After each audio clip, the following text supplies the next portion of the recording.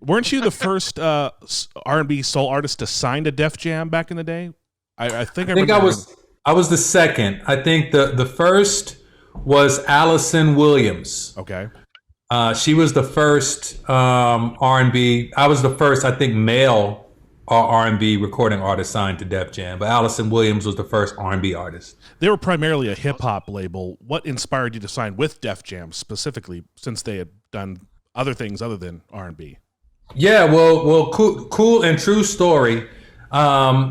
When I signed to Def Jam, before I couldn't get a record deal because I was a person that musically I sounded like too many other people.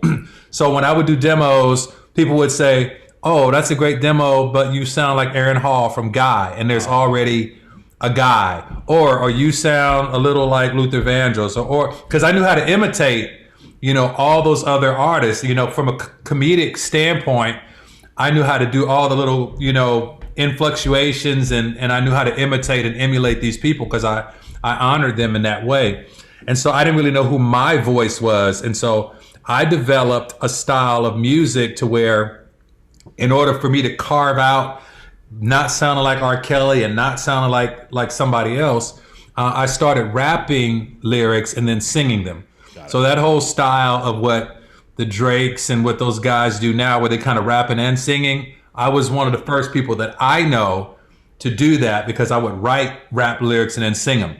So I would write, I reach for my 40 and nobody's singing about 40s back then. But I would say I reach for my 40 and I turn it up, designated driver, take the keys to my truck. Those are rap lyrics. But then I would say, reach for my 40 and I turn it up, designated driver, take the keys to my truck. And so I started writing rap lyrics. And because I was writing rap lyrics, that caught the ear of Paul Stewart, who was a DJ who at the time was working for Def Jam Records. And so I was real hood at the time. I'm straight out of South Central LA. I'm actually about to rock with John Singleton at New Deal because he had just done Boys in the Hood. And so Def Jam and then New Deal were kind of like all interested or whatever, and Def Jam kind of pulled the trigger on me. And so I literally got signed to Def Jam just because my hood sensibilities about the hood. Russell signed me as his street documentary singer.